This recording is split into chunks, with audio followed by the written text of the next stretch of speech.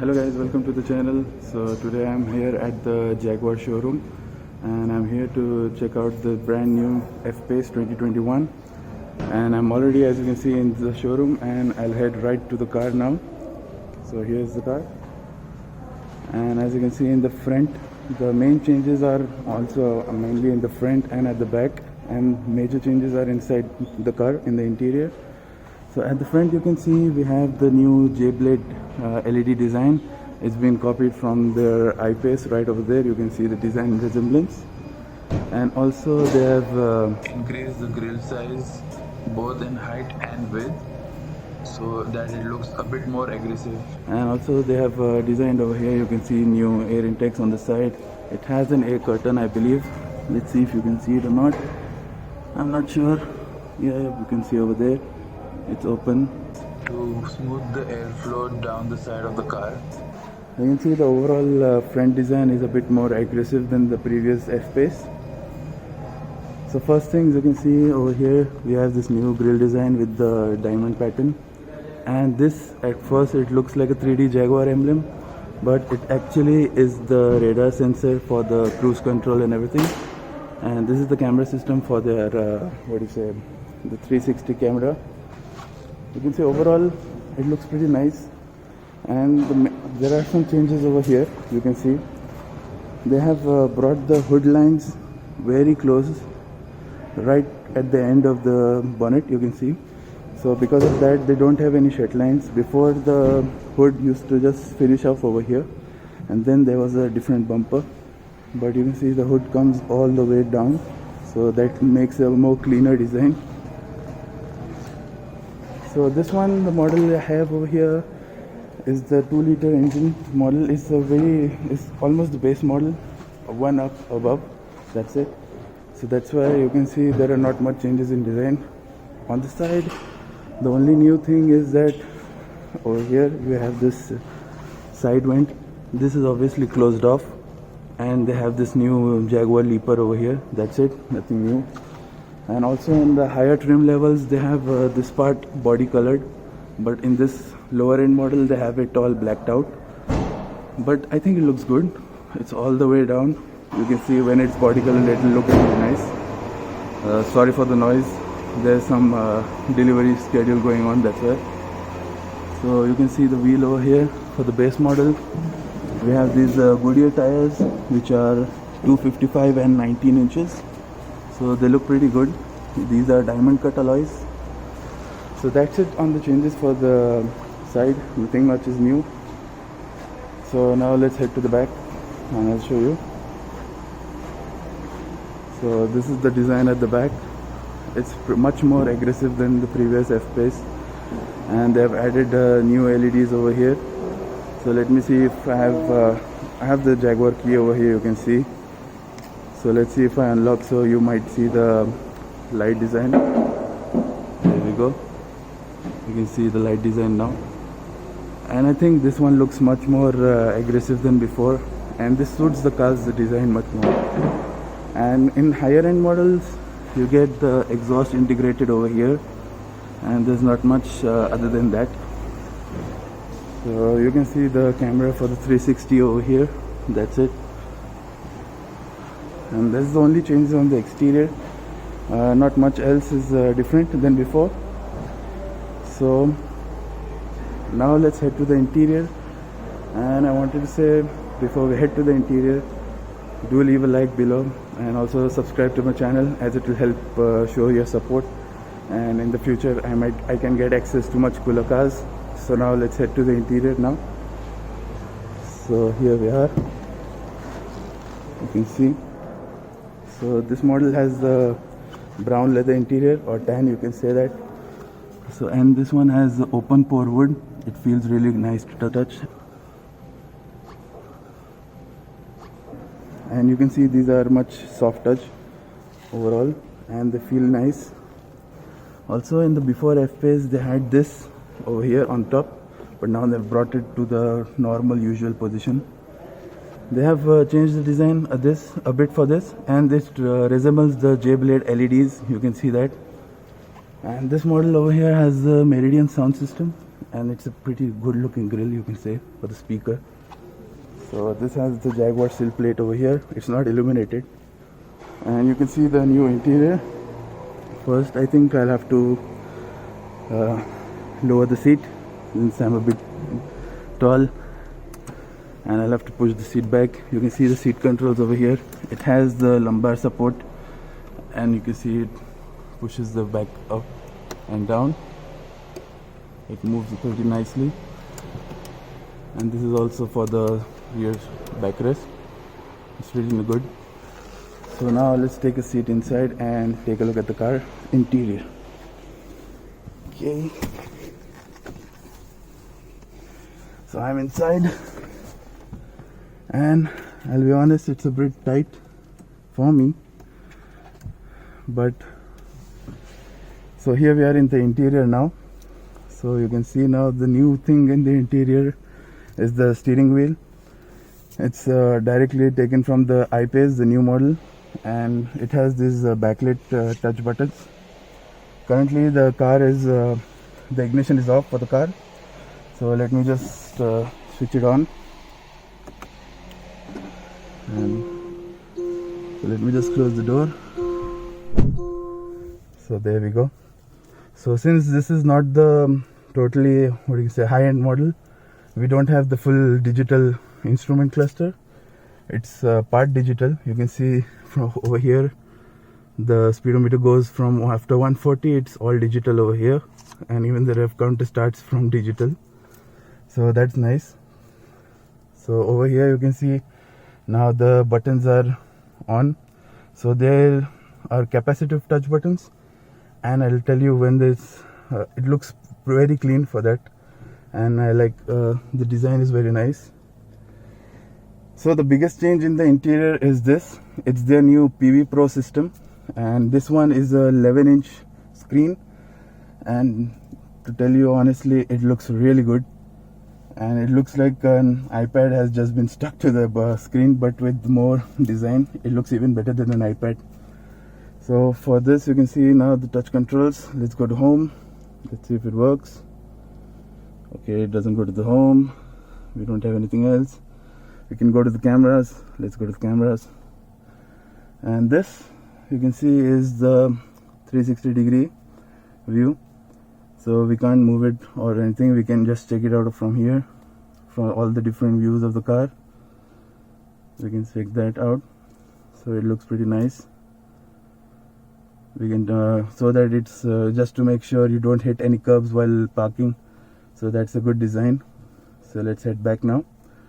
Then we have a low traction launch. We have the different accounts and surface information, media, phone, climate control. Also we can control over here. You can see how the air works. We can switch on all for the air condition for the legs and everything. We can switch it off from here. So now it's off, or we can switch it on. So that's pretty nice. So overall, I think this is a pretty nice system. We can go into the settings. You can see we can increase the brightness or decrease it, and it's just like using an iPad. We can switch off the screen, the auto theme. Even we can change the home layout. Now when we go back, you see it's now the one which we get usually we see in the press photos. It is like this, and since the navigation is not adjusted yet, so that's why it's like this. So now we come down, and they have added this new badge, established 1935 Jaguar Coventry, and it looks really nice and premium because of that. And these are the controls for the vents. You can see for the climate controls, and okay, we can go, that switches on the fan. We can also pull this, and this will give you the blower controls. You can see it goes up to 7, so that's pretty loud. And then you can push it back and go into the climate settings. You can hit auto, and it should sync somewhat. I'm not sure why it's not doing it. Yeah, it did it now. You can hit auto also, and these are haptic touch controls, and they give you a bit of feedback when you touch them, so that's pretty nice. We have this wireless charging pad over here for your phone. Then we can see this is the start stop button, and this is for the volume, and also that's just for the volume, nothing else. Then this is the drive mode button. You can see it comes out. You can change the drive modes. And let's see, when we change the drive mode, we can go to dynamic, we have comfort, then we have eco, then we have rain and ice. Why doesn't it go there? Okay, it doesn't go. Okay, winter mode as selected. Okay, that shows that we can activate low traction launch, so that's good. So overall I think this is very nice. So let's just go into comfort. And then over here we have this looks like the hill descent control, I'm sure, or maybe crawl mode, and that's for the traction control.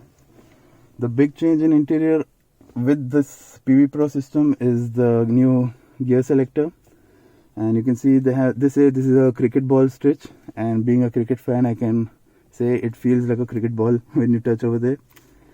So it doesn't have any electronic handbrake.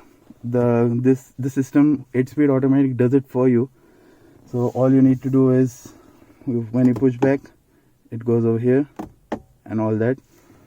So since the car is not started, we can do that, and I could show it to you. There's a small button over here. I'm not sure if I can show you. Yeah, right over there. And then we have this 12-volt socket which you can use it. Okay. And we have a small cubby space over here. You can keep the key. And then we have two good sized cup holders. You can also slot in your phone over there. Then overall the dash design is pretty nice. Let's see what we have over here. We have the trunk release, and that's for, I think, for adjusting the brightness over here. Let's see if it works. Yep, it dims up and brightens the display. So the vent design is pretty nice. I like that. And then you can see this open port design comes over here also, open port design. That's it on over here. So let's check out the storage spaces now. And this is the glove box. It's lined with felt. It feels really nice, and it's not a very deep space, but it's acceptable overall. So that's good. It's all leather wrapped everywhere, and everything you touch is soft touch. There's no hard plastics over here. The quality is generally very good. So let's check the armrest, and it's not a very deep space, but it's good. We have a USB-C, a normal USB, and a 12-volt socket. So that's it for this, and there's nothing else we can do over here. And then up on the roof we have a few controls. So most probably this is the sunglasses holder, and then let's see if I can switch on. Yep, they're touch sensitive lights. You can see when we touch them they switch on, so that's a good touch. These are some warning for the passenger airbag. These are the controls for the panoramic sunroof. We have two options in the sunroof, and one is just this pure glass roof, a solid roof, or we have an opening glass roof also, and I think it's pretty nice. And then we have this vanity mirror. There is no light apparently. Okay, it's inside, and it's pretty nice. And this is for your parking tickets. So overall, generally the space I have is pretty good, and for me, I'm 6'4", and you can see I have a pretty good amount of headroom. That's not bad. So I feel pretty comfortable when I'm sitting in this car, and it feels really high quality despite being a base model. And the pattern on the seats, you can see over here we have the Jaguar logo embossed, and it makes it feel very high quality and luxury in terms of its competitors. You can see I actually reviewed this car's competitor, the Audi Q5, and it was my first video on this channel. I'll leave a link above, you can check it out. But overall, that was also a base model which I reviewed. This is also a base model, and overall I think Jaguar wins totally, hands down, in comparison to the cabin quality, cabin looks, even exterior looks. I think Jaguar is much better than the Audi. And let's just see what functions we have over here. So what we can do is, okay, let's check what we can do. So this button over here is a favorite button, which you can do a short press and long press and assign it to different functions in the climate control. So that was good. Then we have the menu. I don't know, for some reason it's not working. I didn't understand that. Okay, that was the voice control option, which we have over here. I pressed that accidentally. Okay, so this is the info. We can go down for speedometer showing. We can show the driver assistance system, the trip summary, the media. That's all we have over here. When we go up, Sorry, that's it. That. You can also say help for further assistance. Okay, sorry. That's a bit annoying. Okay, then we go into the system. And you can see we can change different functions. You can see the trip. We can see the vehicle warnings, tire information, etc. The digital panel, that's it. But we have more functionality when we go for the full digital instrument cluster. So now let's head out. So let me just switch on the ignition again. It just switched off again. So now let's head inside on the rear seats.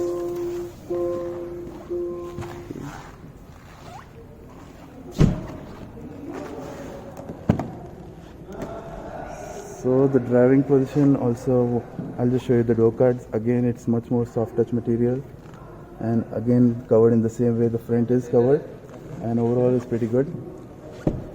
So let's head inside now and check how the car is. Okay, so if I sit directly behind me, I don't have much space, and I'm 6'4", so obviously that's a bit tough for me. People below 6'4" should be fine totally. At the back you can see we have the climate control. It's 4-zone climate control over there, and over here also we have some controls. Below we have the 12-volt socket and nothing much else. We have some net over here, and overall everything else is the same. We have the light control, again touch sensitive. No, it's a button. Then we have some ISOFIX points you can see over here, which are flip-up covers. And let me just show you the armrest.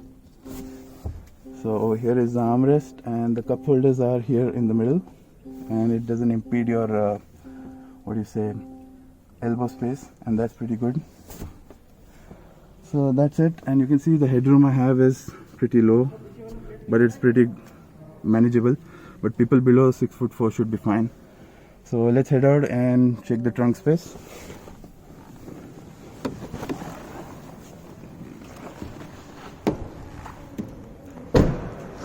Okay, so at the back, let's see, we can open the trunk by the button over here, or we have a small button over here. That's it. And I think this has a function or not, but let's check if it works or not. Okay, it does not. So let's just open it with the button, and it's not electrically operated, this one. So there we go, it's manual operated, and you can see we have a pretty nice space inside, and the seats fold on 40-20-40, and you can see we have some hooking space over here. We have some nets, we have some tie down points over here. The light is not on, I don't know why. Then we have this 12-volt socket also, so not much. And we have the spare tire over here. It's a space saver's wheel, I believe. So that's it. Generally the floor is flat, and it looks pretty good. So that was it. So let's close it now.